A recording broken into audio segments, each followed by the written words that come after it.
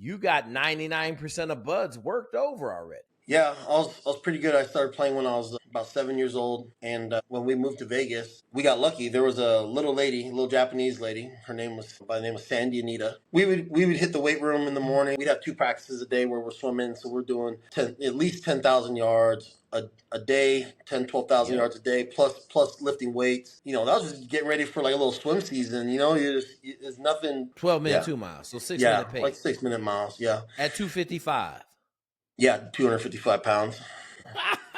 Looking like the Incredible Hulk out there. God dang. So here's 6 foot 255. Looking like an NFL linebacker. Hey folks, it's Jake Zweig. I'm back. Former United States Naval Academy grad, Michigan MBA, Navy SEAL, college football coach. We built champions for life, quarterback. And today I got my man Carlos Sty from 2nd Ranger Bat out of Tacoma. Another second bad boy. We're going to talk a little bit about the Army getting in, the Ranger Bat banging. I know the last Ranger video from 2nd Bat did really well. Hey guys, listen up, man. We got these Tasty Gain gummies. We crushing these bad boys. I've been on these things all day. We got creatine gummies for memory. Get you some of these. As always, support the channel, man. Get on the merch. Make sure you hit like and subscribe. Hey, man, listen, YouTube don't like your boy. They ain't sending out notifications again. So you check back. You know we're going to drop a video normally Tuesday, Thursday, and Saturday. It's also Wednesday, so we got Discord coming out tonight, baby. All right, Carlos, thank you for coming on, big dog, banger. The head coach there, me and his son play water polo together. He's like, yeah, come down here and work out. Because he knew what I was programming for. That's when I was introduced to like really long yards. We were doing 8,000 to 10,000 yards every practice. After that practice was over, I didn't even dry off because water polo practice started right after that in the pool right next door. So then I went to another 2-hour practice next door where I played with my team. How'd you grow up, man? Well, first of all, hey man, I watch all your videos, man. I'm not going into the Navy and going into the Army instead. What were you running at the time? I ain't hear you talk a lot about running. What was your 5-mile time run-wise? I never trained for the 5-mile because 5-mile runs are like kind of a special operations thing. Yep. How far were you running? I was running like 12-minute 2 miles. 12-minute 2 miles, so 6-minute pace. Like 6-minute miles, yeah. At 255. Yeah, 255 pounds. Looking like the Incredible Hulk out there. God dang. So here's 6 foot 255, looking like an NFL linebacker. So if you were to see me running, you could walk faster than I ran. I would just do a trot. Okay. I would just trot, and I would build this algorithm. It was all about rhythm and the tempo of my steps. That's all it was. So I'd be out there just running really slow, but I'll go 10 miles. I'll do like 10 miles like that. You know what I mean? Really slow, and then then in my head I was like, okay, if I want to speed up, I'm not running harder. I'm just increasing the rhythm. That's all it is. So in my head, running was a rhythm. It was tempo and rhythm. That's all it was. And then but what I would do to condition myself for running is like I said, I lived on campus. There was literally a track, like the UNLV track field was across the street, and I could just walk through the gate. So what I would do is I would get on that track, and I would jog a slow 1 mile just to warm up, and then I would do 5 miles of sprint the straightaways, jog as slow as I can the corners, sprint the straightaways, jog the corners, and I did that for 5 miles. And so, and that's what I did, and that's how I conditioned myself for that VO2 max.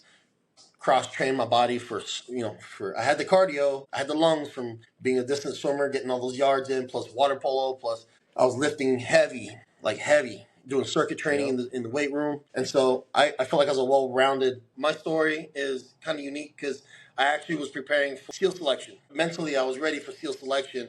I prepared for SEAL selection, and I ended up going into the Army. How'd I grow up? Man, poor, really poor. I was the second youngest of 5 kids. I had all 4 sisters. I had 4 sisters, no brothers. There were like three things that were instilled in me growing up. The money, there was no money. We were just always poor. My 3 things that stuck with me for the rest of my life, it's just like burned into my brain. Number 1, my mom is the hardest worker I've ever seen. No excuses. She never complained. She just work. You know what I mean? She provided for us. My dad worked too, but my mom she'd come home tired, and we'd always have a hot meal on the table. You know what I mean? Like, she was one of them, miracle worker. My dad, he instilled exceptionalism in me. He always told me I have an advantage. You know, you got the genetic. You can do this. You can do that. And so he put that in my brain. You know what I mean? As a young child, and he had me in like a million sports. He never put me in any physical sports. He had me in tennis, baseball, soccer, like swimming, water polo. He even had me in speed skating, you know what I mean? Like, and volleyball, like pretty much like all the, all the preppy sports. You know what I mean? I wanted to play football because I had an arm. I had a very good arm. I was able to throw from infield to infield, on a football field. We used to throw oranges. So I'd be able to throw, from infield to infield. Exceptional arm that I developed by playing water polo with a lot of bungee cord work and stuff like that. I just had a great arm. So I wanted to go showcase that on the football field, and my dad never allowed me to. Where were you growing up? My dad was in the military. I grew up in Panama, the country. We moved to Guam, stayed there for about 7-8 years, growing up when I was a little kid. Came back to San Diego, lived here for a few years. He had a job, lost his job. Then we moved up to Las Vegas, and I went from like middle school all the way through high school in Vegas. So that's where I grew up. Now, there's some big shit you missing out on, dog. Like, what was the sport that you ended up just murdering? Swimming and water polo were because we were so poor, I always looked at every sport that my parents put me in as an extreme sacrifice. And so I took it extremely serious. And so that I developed that mindset, like no matter what sport I went into, it doesn't matter if this kid been playing it 5 years longer than me, I would go in there and I would win. And I would just like get obsessed with that until I could beat that number one player. But I excelled in swimming and water polo. That was my main thing. And that's important because water polo is like the number 3 sport, number 2 sport, depending on how you look at it for SEAL training, right? Number 1 is wrestling, water polo is number 2, and surfing is number 3. So like if you tell me you weren't just an average water polo player, you were an elite water polo player, you got 99% of buds worked over already. Yeah, I was pretty good. I started playing when I was about 7 years old. And when we moved to Vegas, we got lucky. There was a little Japanese lady. Her name was by the name of Sandy Anita. And she is the only woman in the Water Polo Hall of Fame for having more wins than any other coach in the history of the sport. And so she just knew how to develop players. And she put a lot of girls into D1 programs, guys D1 programs and national teams and stuff like that. So we got really lucky with her. And she was kind of like a second mom. So anyways, we took water polo very serious. Losing was not something that was in my brain. It just didn't make no sense to me. It just kind of happened that way where like everything that we did, we had to win. You had to win at everything. You had to be the best at everything. And so in my brain, that plus not making any excuses, I watched my grandfather, my mom's dad, raise 11 kids. Well, I didn't watch him do it, obviously, but I saw him while he was still alive. The man went blind at 18 years old and raised 11 kids, farmed his land blind as a bat, and traded fruits and vegetables for meat and stuff like that, and took care of his whole family that way. And so my mom, that's where my mom came from mentally, and she saw that, and so that's where I got my work ethic from. And so I just don't make excuses. It's like the harder it gets, like the more in tuned I get with what my mission is, what my goal is. And as I see people fall off, it kind of like, I get more comfortable, like the harder it gets, I get more comfortable. So you're in high school in Vegas, water polo is the main sport. What happens right after high school? Day after high school, I get on a Greyhound bus and I'm off to San Diego. I got recruited for water polo program, San Diego. Go to, I have a lifeguard job with the California State Lifeguard Service. And I do a summer lifeguarding there, and then I end up switching over to City of San Diego Lifeguard Service, and I do like 5 or 6 years there while I go to school, play water polo. I played 2 sports in college. I was a swimmer. I was a distance swimmer. I did the mile, the 1,000 competitively, the 400 IM competitively, which was miserable to train for and all that.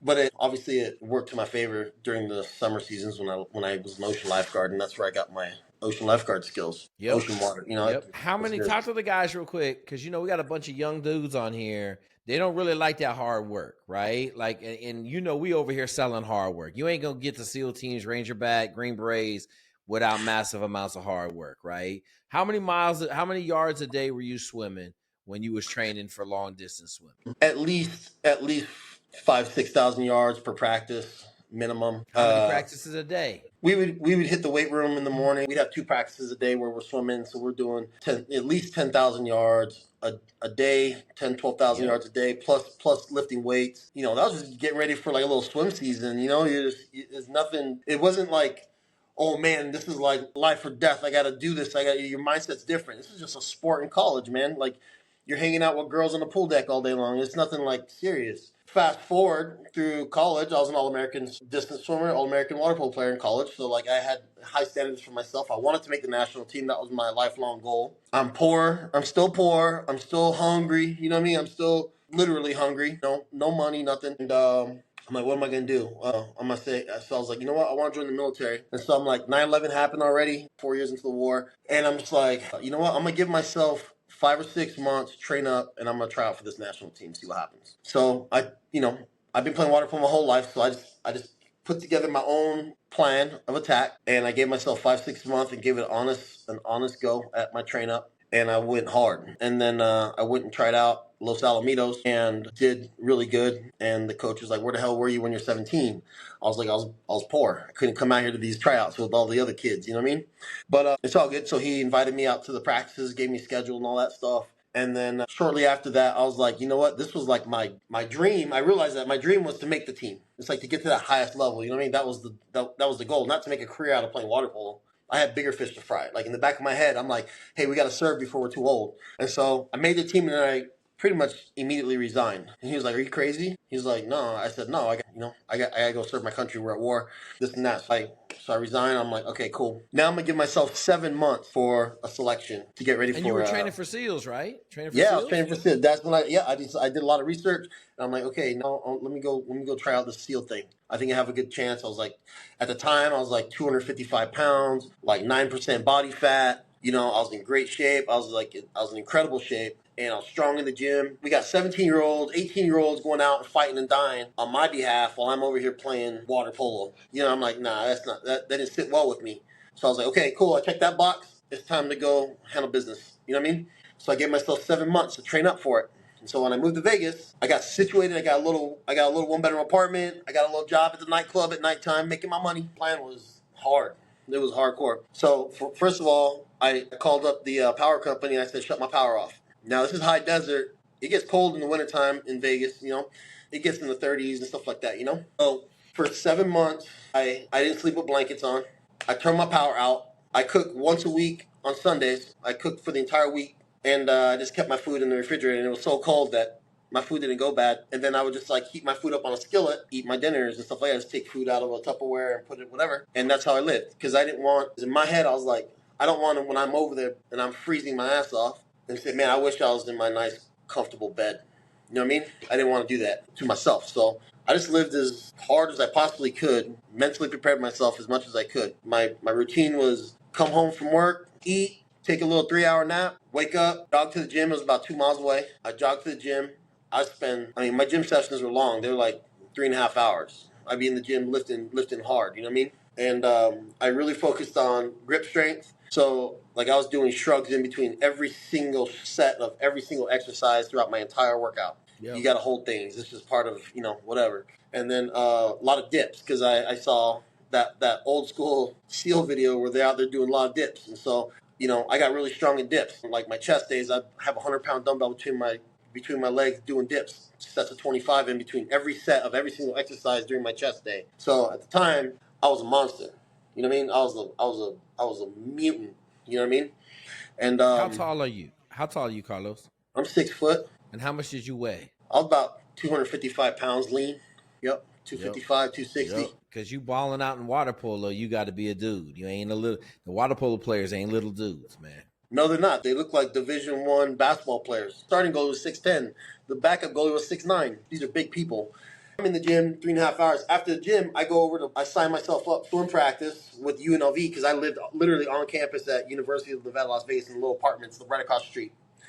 So it was like a training facility right there. So I'd run to the gym, lift for 3.5 hours, 3 hours.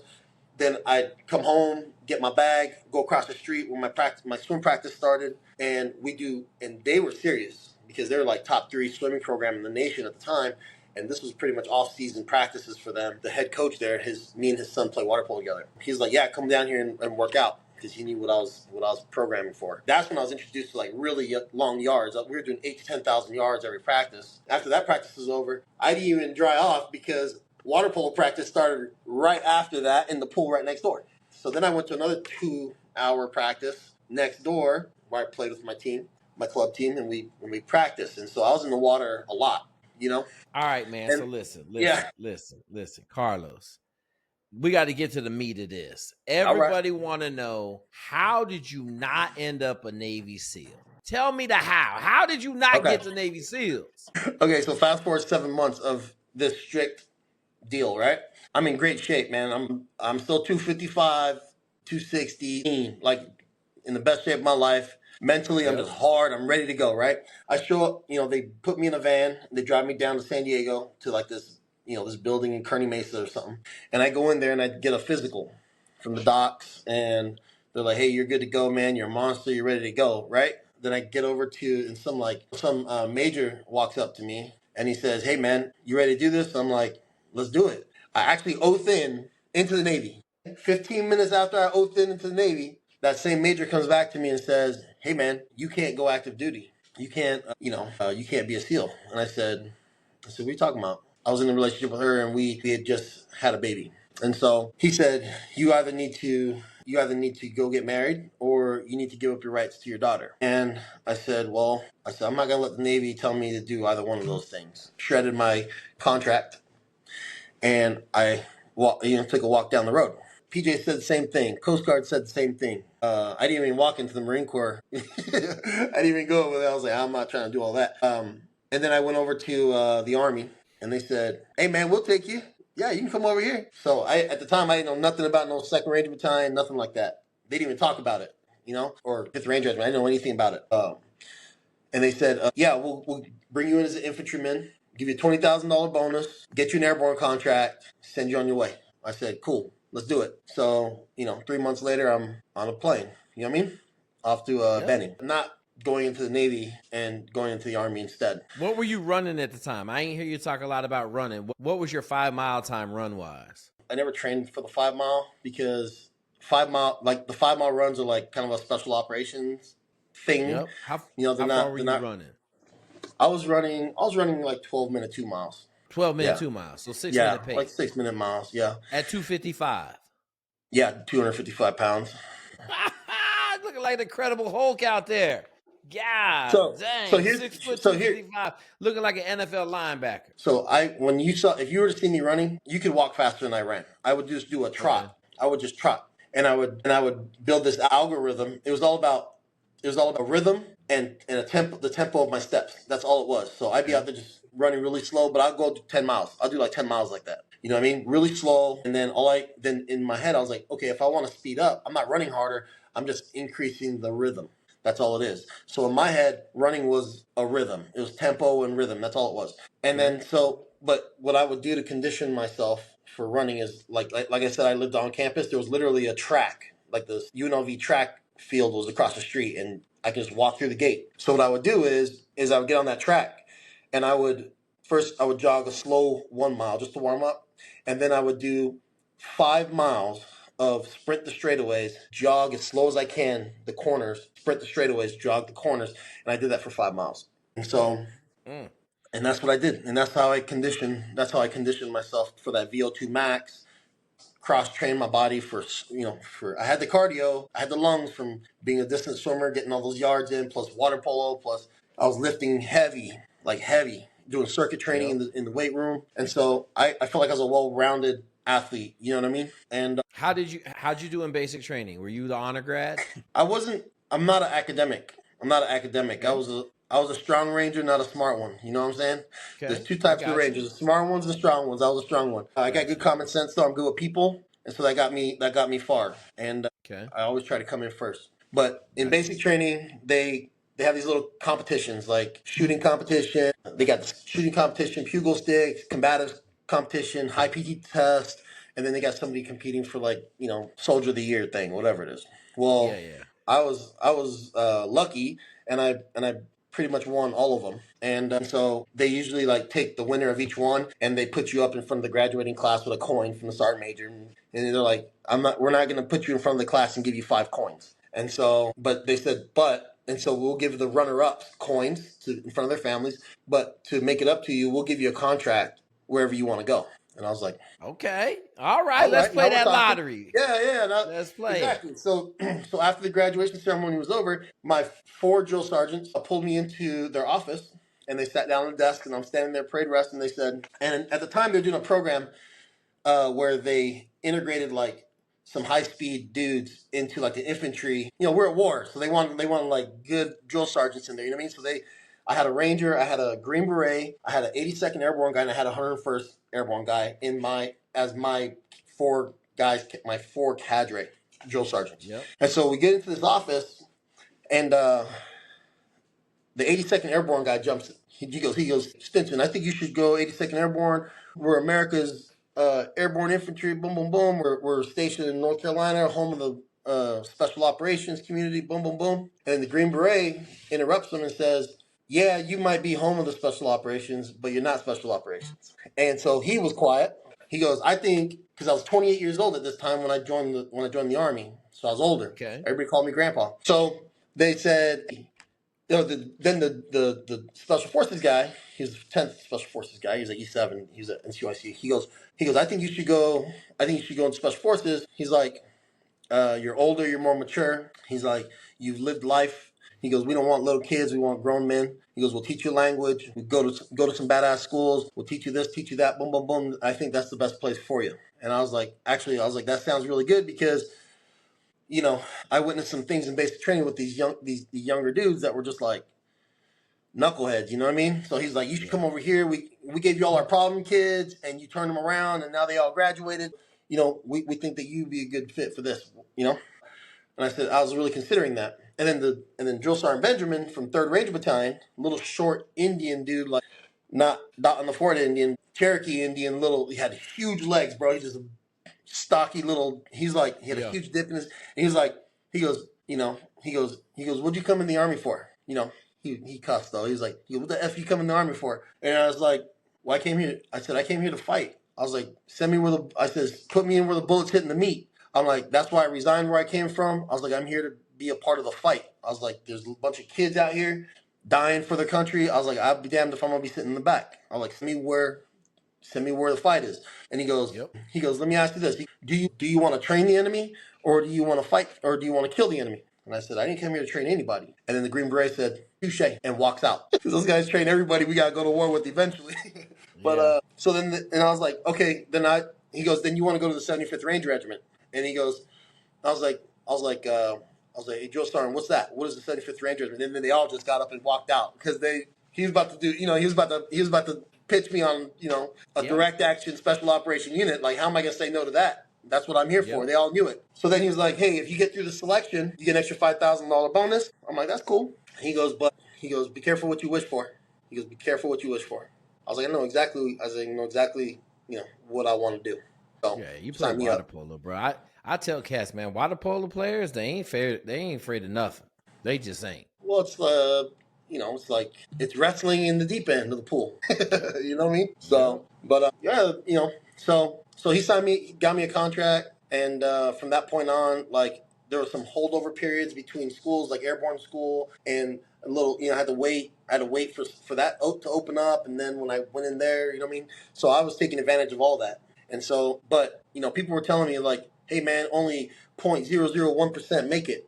I was like, well, then they must be talking about me because when I'm out here at 3:30 in the morning with my, you know, 50-pound ruck on my back, I don't see anybody else on the street. Yeah. So that's what I tell my kids. That's what I tell everybody that's trying to do something hard. When like the percentage, and I was like, look, man, if you want to be that 0.001%, wake up at 3:30 in the morning and go out in the street and go start training, and that you become that 0.001%. That's it. It's that simple. Just show up. I mean, shit. Let's talk. I mean, dog, you were swimming 16,000 yards a day in the UNLV. Then you going to water polo practice. I know you swimming there because I know the water polo players to always talk about how much they swim. Okay, well, so like talking. I was doing between 8 and 10,000. I was doing between 8 and 10,000 yards at their practice, at UNLV's practice. And then I would go over to swim practice. But during college, we would have 2 practices a day. We'd get up to about, you know, 8,000, 9,000. I'm just saying, I want people to understand it. And you swimming 6 days a week? No, not 6 days a week. It was they had practice. They had practice 5 days a week. The swim practices were like 5 days a week. But so then you're talking about 50,000 water polo practice was 3 days a week. Yeah, so 50,000 yards plus a couple extra. You're talking about 60,000 yards. 60,000 yards a week swimming. Cause I want people to hear this, bro. Like cats think it's an accident that you went to second Ranger bat, right? Like he did the bare minimum and got there. I want everybody to hear 60,000 yards of swimming a week. A week. And Like, and those long practices was after a 3.5 hour lift. yeah, bro. Like, You know no, what I I mean? So I was know, showing man. up. I was showing up Yeah. fatigued already before I even got into the water. I want cats to hear it. I want them to Yeah. hear it straight from your mouth, Carlos. I want them to understand, like, because cats like us different. That's how I'm gonna put it, right? Like But I cats mean, like I'm gonna us say different. absolutely. But I'm gonna say this. It's it's a choice to sit there on that couch and watch TV all day long, or drag your ass up. Even if you're dragging your ass up, drag your butt up, go into that cupboard, throw some pre-workout, and drag your butt down to the gym. Just drag your butt. Yeah. Even if you're dragging your butt down to the gym, just get to work. And you know what? Some people are always ready. They're always lean. They're always in shape. Other people like me, I knew myself. I said, I'm going to give myself 7 months of consistent, sane intensity, like working out, so that and I wasn't, my mindset wasn't, and I hear a lot of people saying this, like, whoa, yeah, I got to get in shape to make it. For me, I was like, my mindset wasn't to make it. My mindset was to destroy all the competition. That's the Yep. difference. And And my mind, Carlos, we say it, man. We don't train to get there. We train to graduate, right? Like there's a big difference of what it takes to get your foot in the door in special operations, and there's a massive difference between what it takes to actually make it. Okay, so you killing it. You get done with Airborne. You go to RASP. so, and the last day of Airborne school, they're like, everybody else is walking off with their families and whatnot. All the guys that are, so this is RIP at the time, not RASP. This is before RASP. Yep, rip. So all the RIP guys are standing over in a big old gaggle. You know what I mean? Just kind of laying out, just chilling out. And then this bus shows up. No, not a bus. It's a big truck with like the big steel railings in the back, just like a big The flatbed. deuce and a half. Yeah, the deuce and a No, half. dude, it was just a big truck. And Okay. so a big truck and a bus, right? So you're like, okay, we throw our gear on here and we're gonna get in the bus. So these guys show up, they get off the bus, their hands in their pockets, and they're just like, they got the tambourines on, looking all squared away, everybody's in shape, chiseled jaws, you know what I mean? Like, and they're like, you guys have a minute and a half to get all your crap on that truck back there. And he's like, go. Boom, everybody starts throwing everything up. A minute and a half goes by. There's still probably like 20, 30 bags not on the bus. They get in the truck and they make a U-turn and they start driving. So everybody that didn't have their stuff on the bus, so they take off and they're like, oh, so before he takes off, he goes, all right, our compound's a mile and a half up that way. He gets in the truck and they just leave and they just take off driving. So now everybody's just running after the truck. And the guys that didn't have bags are like, they got their bags. Other dudes are helping them and they're running up the street, So that was like the first 5 minutes of RIP right there. And that's when the fun began.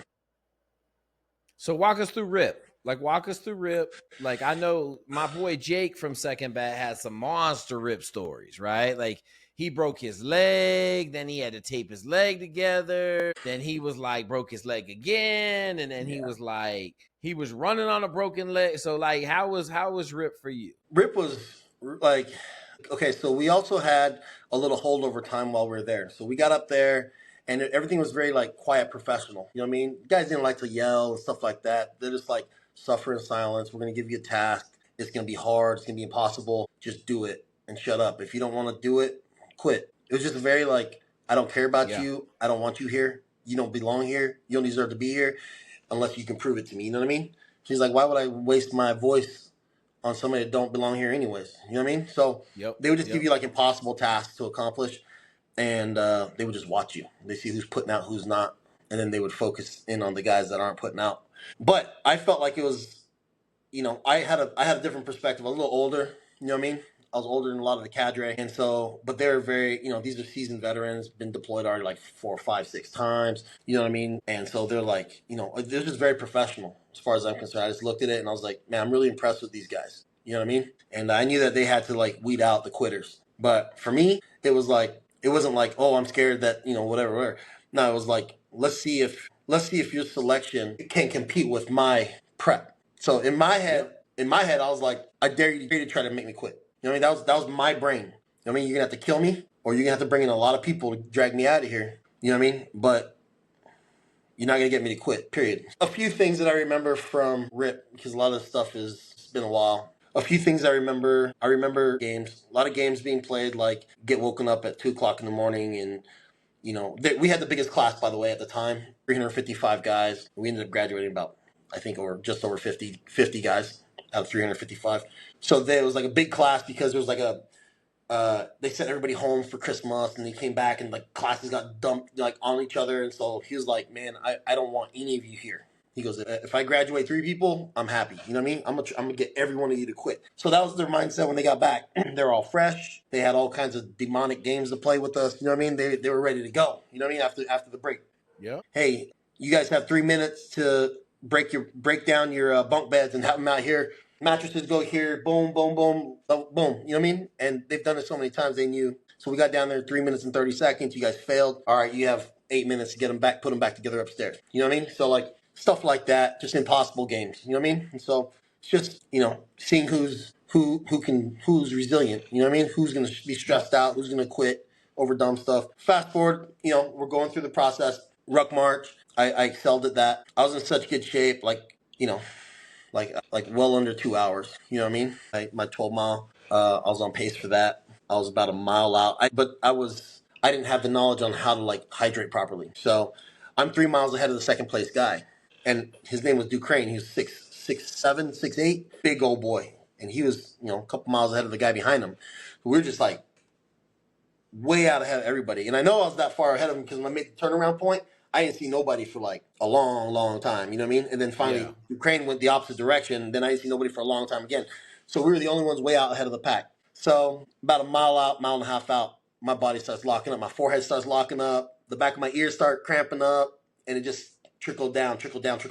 So he was able to catch up to me, and I'm like walking like a 90-year-old lady, just trying to finish across the line. I ended up finishing like 3rd place. That's how long it took me to do like the last 800 yards. I was so far ahead of everybody, but I didn't hydrate properly, so my body shut down, locked up. And so when I got there, I sat down.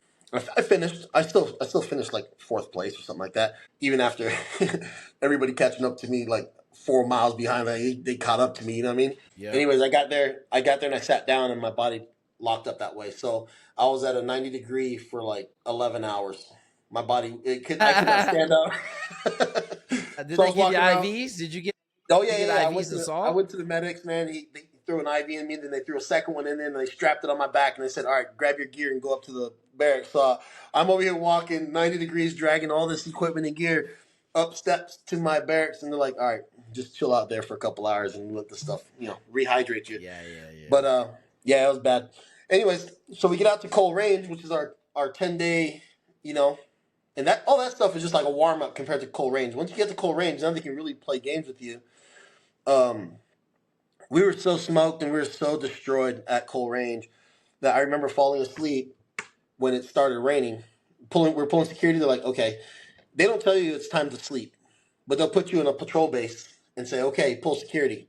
And they know that everybody's going to fall asleep because you haven't slept for days. You know what I mean? So I remember pulling security, and then it started raining. And it was cold. When I'm saying it was cold, right? I remember it started raining. And then when I finally woke up, there was water pooled over my elbows. And when I brought my arm out, it crunched. So it started freezing where my elbow was. So for 4 hours, it rained, and then it started to freeze. And so when I pulled my elbow, I was like, I couldn't believe, and then it started burning because, you know what I mean? It was in that frozen water for a long time. And I'm like, man, I was so tired that I got water freezing around my arm, and I don't even feel it, and I'm just asleep. You know what I mean? And so we got punished for sleeping, even though that was our time to rest. And so it went on. So imagine having your boots are pink because the blood from your blisters and stuff bled through your boots up your pant legs. A lot of people got pink pants on, just the blood going through your pants and stuff. And we take a long walk all the way back. I don't remember how long it was, like 9 miles, something like that, back to the barracks. And we get back there, and everybody's just completely done, right? Just completely annihilated after 10 days of just crazy smoke session. The cadre puts us in the formation. He goes, all right. And he looks at his watch, and he goes, all right, we got chow in 4.5 hours. be out here at 006, whatever it is, right? He calls up the class leader and he gives them instructions and he sends them back down. And he goes, all right, guys. And so we're thinking, we're thinking we're about, oh, damn, we're about to get a little hot shower, wash some clothes, this and that, whatever, boom, boom, boom. And he goes, all right, guys. He goes, all right, group, attention. And we all jump attention. And he goes, half right, face, which is a preparatory command to do push-ups. So he goes, half right, face. And we're like, oh. He's a front lean rest position move. And we all get in the front lean rest position. He goes, I'll see you at 0630. And we're on white gravel, like fresh gravel. And so he goes in there and he goes, I got a camera right there. He goes, you put your knees on the ground, drop your hips on the ground, you put your knees on the ground. He goes, you're done. He goes, I got you on camera. So you can sag in the middle or stick your ass in the air, but you can't touch your hips to the ground, you can't touch your knees to the ground. And he left us there for 4.5 hours until 0630. He walks out. He goes, all right, you guys ready for chow? But when he dropped us, like 8 people quit right there. Because they were thinking they were thinking about that hot shower, about getting my little blanket, you know what I'm saying? Get some fresh underwear on. Nah. You can't never let your guard down ever. And that's how they get people, man. I saw them get someone at Cold Range with 3 Oreos and a frozen corn dog by a fire pit. Got like 9 people to quit. 3 Oreos and a corn dog. That's how miserable it was. It was bad. So yeah, good times. But that was You got out of there, got out of RIP, you got your assignment to 2nd Ranger Bat. Talk to me. So let me just say this. I talked about in the past showing up at the SEAL teams was like combination of walking into an NFL locker room and walking into a prison. I've done both. And it like that's the closest thing I could tell people. Like there's some self-doubt you have, but when you walk into a prison, I don't care how bad a motherfucker you are. If you've never been there before, it's different, right? Walking into NFL locker room, same thing. How was it for you? Like when you got orders to 2nd Ranger Bat and you showed up at Fort Lewis, Washington, what like just walk me through that first day and just kind of your feelings and how was it? I would say is the equivalent of, because everybody was hungry for the big strong guy, whatever it is. So you were kind of there's always like an NFL draft. You know what I'm saying? So it's you don't hear it, but it's going on behind closed doors. You know what I'm saying? Yep. So we're standing out there in our platoon, or we're standing out there, in like a platoon formation, and I just felt like just imagine being like a group of girls around like 1,000 men. You know what I mean? Yeah. So we show up and we just feel like vulnerable. Like there's nobody here to protect us. There's like this is like, you know what I mean? And these dudes have been in war and there's crazy expectations here. And this is just day one. They don't care what you've accomplished. They don't care how big you are, how strong you are, how in shape you are, because there's going to be somebody bigger, stronger, faster than you. Nobody's impressed with anybody there. And so, got NFL dudes, you got All-Americans, you got Olympians, you got all kinds of people there. Like our chaplain, like our scale went up to 300. Our chaplain did a 425 extended scale on his PT test. Our chaplain, this skinny little dude, white dude, 425. He's a marathon runner. He did triathlons. He's a monster. Our regimental attorney, sleeved up, dip. He goes, let me make this fast because I took way too much pre-workout. I'm about to go smash this gym. That's how he briefed us on right before we deployed for, like rules of engagement. You know what I mean? It's just a different place, man. It's really fun. I loved it. At the same time, it was the hardest thing I've ever done in my entire life. You know what I mean? What made it so hard? Like Carlos, I want you to talk about this because this is what I want the young guys to understand. You're 28, you were on the B team of the national water polo team, world-class athlete, and you're saying this is the hardest thing you ever had to do was to be able to stay in the Ranger Bat every day you were there. Yeah. Explain to them so they can understand what made it so hard. So I almost got kicked out for a speeding ticket going over 9 miles an hour. Your P's and Q's, man. Like, you get a DUI, you're done. They find out about it, you're gone. Like, if you're not getting 90% on your PT test, you're gone. Like, you need to be like the standard isn't the standard. Like even the Ranger standard is higher than the big Army standard, but then within our standards, that's not the standard. You know what I mean? Yep. Technically, you passed, but if you don't pass with like flying colors, then you're a shitbag. there's a lot of things, man. Like I'm afraid of heights, and you imagine, like a 50-foot fast rope tower. Yep. I was like, when I'm telling you I'm afraid of heights, like I was on my hands and knees crawling to the rope. Like I was terrified, but I had to get over it. You know what I mean? I had to get over it. And so stuff like that, man. There's just like internal battles that you got to go through. But the standards, like everybody's in shape there, man. So like everybody's going to push you to your limits. Like when you show up, if you're a timid dude, if you're if you're just like a cross country runner and you've never been in a fight in your life and you're scared of conflict and confrontation and you're intimidated by everything and everybody, I don't even know how to deal with you because Okay, so what date is this? What's the date? What year? 2008. Okay, so 2008, right in the middle of the fucking fire breathing dragon. Oh yeah. Okay. Oh yeah. How many people did you show up with? You showed up with how many people? New guys for the second Ranger Bat. How many? A little bit smaller than a platoon, about 30, probably about 30 dudes, 25 30 guys. dudes. 1 month left. Like 1 month after you were there, how many of them 30 dudes were there? How many of them dudes didn't make it a month at Ranger Bat? Most of them were still there. Okay. It's within like the first year. So within the first year, 2 years, 90% of those guys that you showed up with aren't going to be there no more. They're not capable of staying in that environment. Well, they are capable, but a lot of these guys are young. You know what I mean? And so they a high stress environment. You'll see a 19-year-old kid with a head full of gray hair, or he's going completely bald because he's losing all his hair already. Something you'd see like on a 40-year-old man, stuff like that. You see that on like 19-year-old kids. Extremely high stressful environment. Expectations are extremely high. Op tempo extremely high. You're doing everything that you've seen, all the recruiting videos, you fast roping on the rooftop, you smoking dudes, you know what I mean? Guys getting killed around you, your friends are dying, you know what I mean? And so you've seen all that, and so when you train with a purpose because you know that what you're walking into is real. It's not, oh yeah, I deployed, but then you go sit in the fob and watch ISR all deployment. Nah, you're getting into it. You get into it. How many? I don't want to talk about the combat or no shit like that. But how many deployments did you get in? I deployed to crit twice, and then when the second deployment to crit was almost over, they picked a few of us and we surged to Afghanistan, and then we were there for about a few weeks, and then we went back home, and then we redeployed to Afghanistan one more time. Okay. I did I went to Tikrit twice, went to Afghanistan twice. Half of deployment was shared between the two. So. Gotcha. So you ended up getting out. When did you get out? I got out